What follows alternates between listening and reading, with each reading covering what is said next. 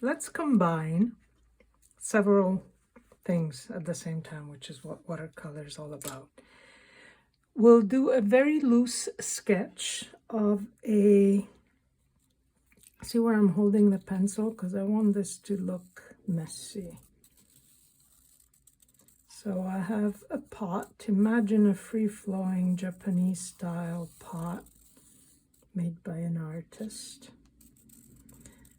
Then from it we have these things that you could call Dracula trees, a la Dr. Seuss, or you could call leaves of eucalyptus, because they're round. All right, so very loose. Then we wet the entire thing. So first technique, loose drawing. Second technique, wet into wet. But then we're going to do two things that were requested by some of you. One is limited palette. So once again, I'm going to use the light earth and the medium earth. So like a raw sienna and a burnt sienna. I'm using the Environox ones because I have them. I think this is it actually. This is the Environox. And by wetting the, I don't know why I'm using this brush. This is a brush that somebody gave me. It's not a shape that I especially like, but I don't want to waste it, so I'm going to try different things with it. It's a good brand. So because it's wet into wet, we are not getting any kind of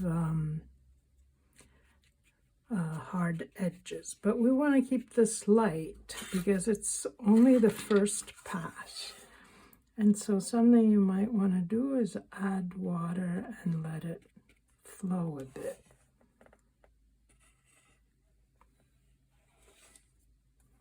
But I don't like that the two colors got too mixed. I do want a presence of some yellow too, not just have it all a generic orange. Okay, so with watercolor the darker colors tend to take over. So the next step is the patience step. The most important technique in watercolor is called patience. I'm just removing the extra water so it doesn't create too many unforeseen blooms. I know we like blooms, but it also takes much longer with all that water there. Now, I don't have to be patient because I have previously made, and I think I've done this a few days ago in a video as I was preparing for the geology webinar. So this is nice and dry. Let me get rid of all this mess. And now, see how beautifully it blended? Now the question is, do I want to keep just these two colors, which would be beautiful, or do we add a third color? Let's add a third color just to keep things new for me. We have a yellow and we have a red with the raw sienna and the burnt sienna. So a nice third color would be, of course, blue. But then the question is, do we want the blue inside or do we want a negative painting situation? That is the question. I have this beautiful blue. I like the idea of negative paint. I just like this so much that I don't really want to mess with it. But let's start with a negative painting up here, and then we can decide what we want to do. I know that they say you should plan a painting in advance, but all right, so now we go around these, right? which is a lovely way of preserving. This is yin min seconds, by the way, which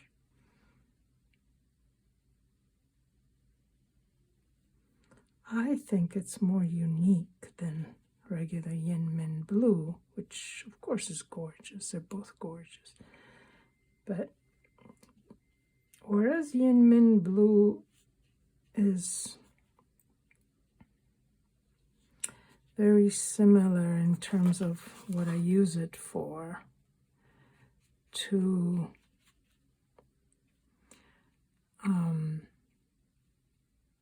ultramarine. This one offers a hue that otherwise I don't have. That's what I like about it. This kind of more muted blue. I don't really have another blue like it, that single pigment. So when I travel, I like it. And the granulation is to die for, of course. But now what I want to do is I don't want this to go all the way down. So it is a little bit of a staining color. I never really realized it so much, but it is.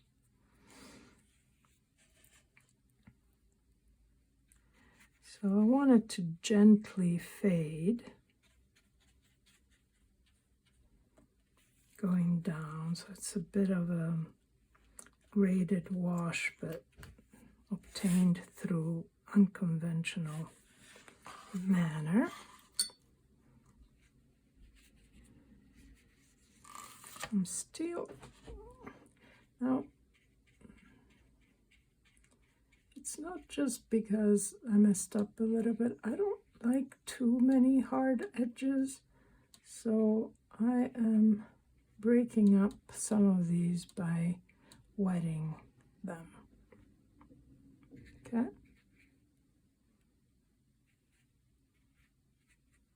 At this point, it's dry enough that it's not taking over. And here I'm like this, but I also want some water. So this is where I get not negative painting. See what I'm doing? I'm wetting the inside here, so I'm going to use that same blue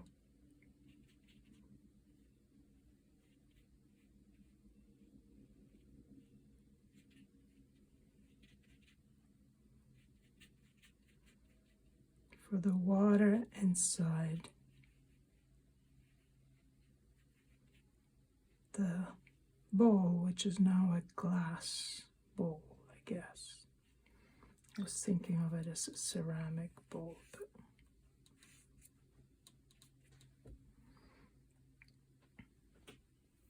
now, if you want to touch up certain things, you can look like this. Tilt your head to see where it's wet. And if it's wet and you want to add more color, you can. If it's not wet, leave it alone because it will just make a mess. I used a lot of water, so this is still quite wet wherever and this pigment is not too spready. Some pigments just want to take over. This one, not so much. Some random water.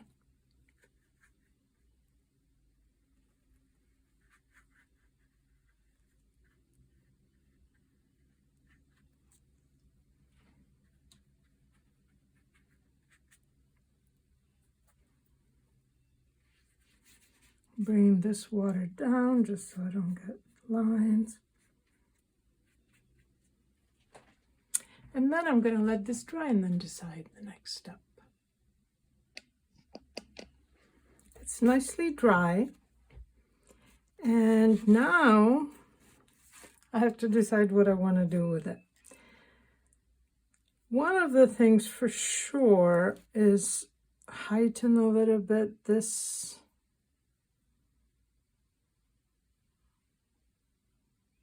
I want to separate the bowl from the background, right? So I'm putting, and I don't want blue to be the totally dominant. So I went back to the original two colors that I used for the first layer, which is raw sienna and burnt sienna, in my case Environox, but you can use any. You could also use a yellow ochre. I will darken this too. I do want to give a little bit of a sense of depth by making the edges a little bit darker. And also this is not resting in space, so we do want to draw. You can let it touch a little bit. If you don't have too much water, a little bit of connection is nice. Ooh, we're getting a nice bloom there, but it might go away. So then let's give it a sense of shadow here. So I've added some blue along with some of the burned sienna, which I'll add here for darkness. It's complementary enough.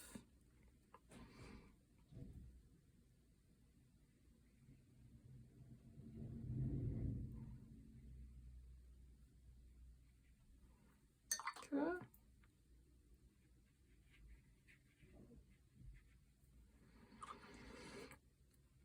Here, I'm not sure exactly what to do. I'm thinking a little bit more yellow, the raw sienna.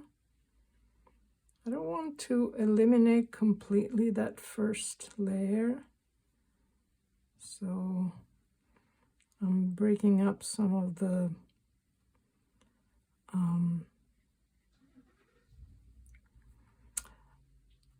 edges by going over them with water, but it's clear water, so that the top part is still visible.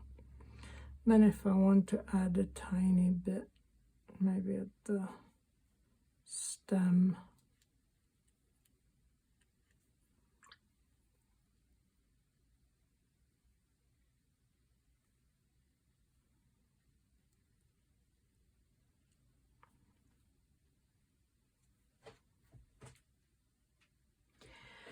and of course we want to do the stems of the, so for those I'm going to mix an intense and not watery mixture of blue and raw sienna, which is hopefully making a very dark. This is wet still, so things are going to happen. Too thick. Let's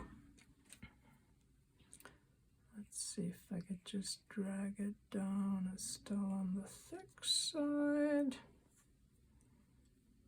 I don't like thick stems.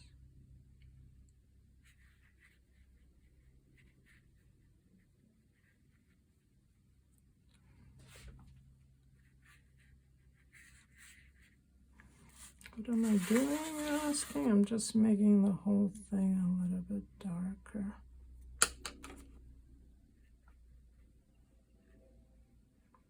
And lifting.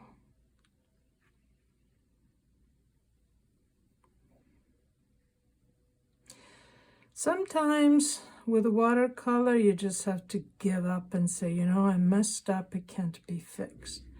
Sometimes you gotta give it a try creatively. And when you give it a try creatively, you may or may not get what you want, but what you will always get is a lesson. You know, you learn either that that method doesn't work or that it does. So the important thing is to stay open.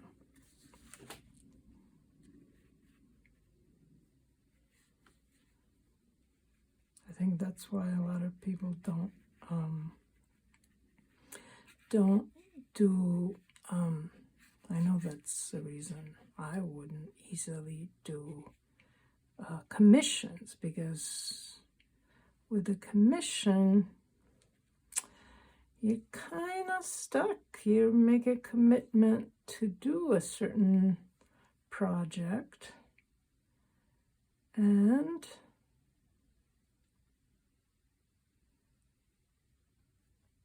it's not good for your reputation if you don't live up to it. But with watercolor,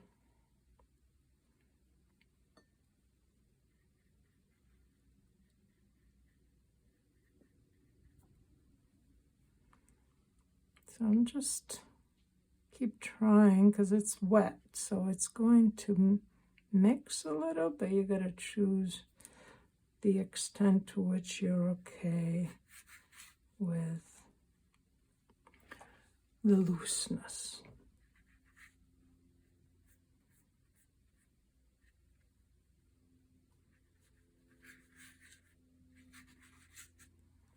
I'm okay with it.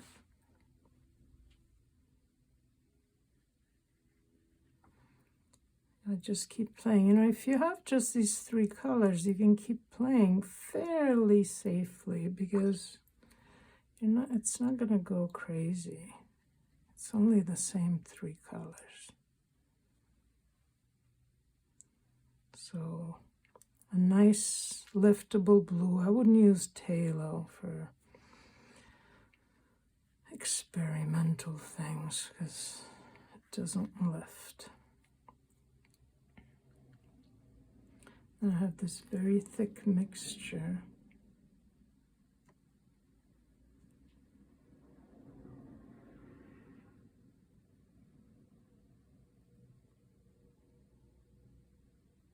I just ordered myself a bunch of these, more of these, before they stop making them, because this is really good. A Premium 6 Original Gold King Art Max Round. Amazon has them for a lot more expensive than the King Art website, which of course has a minimum for free shipping, but that's never a problem for me.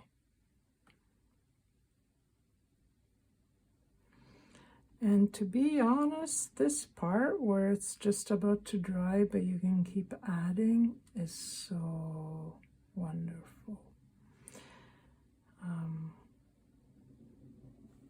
I've seen a lot of artists at this point use the hair dryer, because it will keep shifting a bit as it dries, and if you stop it with the hair dryer, then you don't have too many surprises. The problem with the hair dryer, if you have a lot of water, it can really mess it up, because it pushes the water around. So you have to be judicious in its use and direct it correctly. If it's just barely wet, it's not a problem. But if there's enough water or drops of water that can move, it will move them. But I like how this has come out. I encourage you.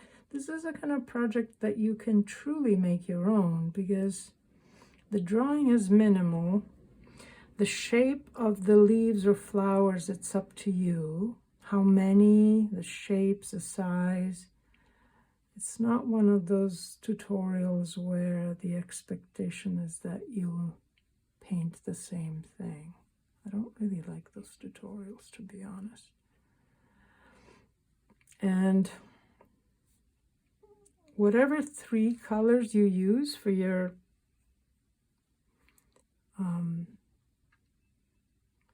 triad, shall we call it, will also help make it your own.